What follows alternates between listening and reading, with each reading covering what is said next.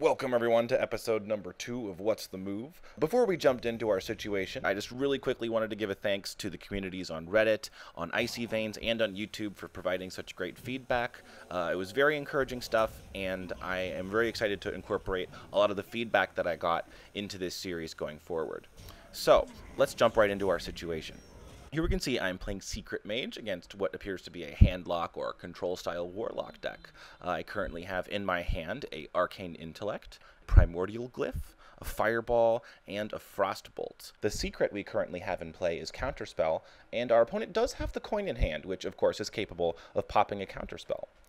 The only piece of information or kind of hint that I'm going to provide as to what I will end up doing or what I think the best play in the situation is that we are definitely the aggressor in this matchup. We're not trying to make the game go long. We're not trying to play a resource war. What we definitely want to be doing is killing our opponent as quickly as possible. So what's the best way to do it?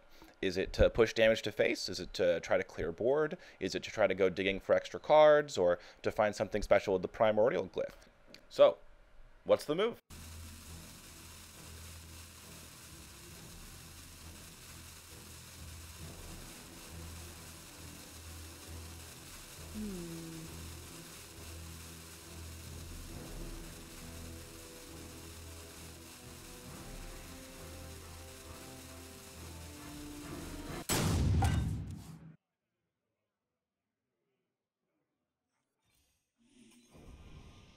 You can see I lead off with Arcane Intellect here, but that's mostly for posterity. The play that I've really elected to do this turn is to Frostbolt the Twilight Drake.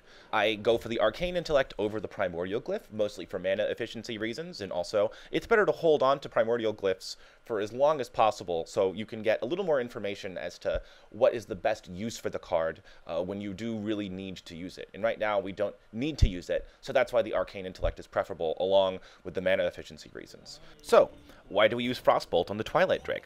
We're able to kill it if we use Fireball plus an attack from our Medivh's Valet, but that's really not putting us in a position to win this game. That's almost exactly what our opponent wants. We're going to be trading 2 of our cards for 1 of theirs, and they're already way up on cards. We're not trying to get into card advantage war right here, because that's a fight that we're just going to lose. So, what kind of fight can we pick with our opponent that we're going to win? The damage race. We don't need to worry about our opponent's superior late game if we can kill them before we even get to that point. So, that's what we're going to try to do. The biggest thing that we accomplish with this Frostbolt line is that we get as much damage as we can out of our minions. We're going to get 6 damage of minions attacks this turn, and hopefully, if nothing goes wrong, 6 more damage next turn. The only thing that could really go wrong is if they have something like Coin into Hellfire, but that would clear our board anyways if we went with the Medivh's Valet plus Fireball line.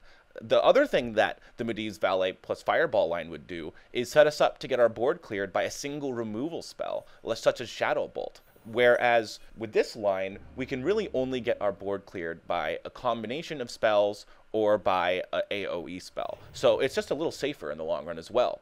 Of course, we don't actually remove the Twilight Drake from the battlefield with this line, but if the Frostbolt buys us enough time to get 12 points of damage from our minion attacks, then we don't really need to kill the Twilight Drake.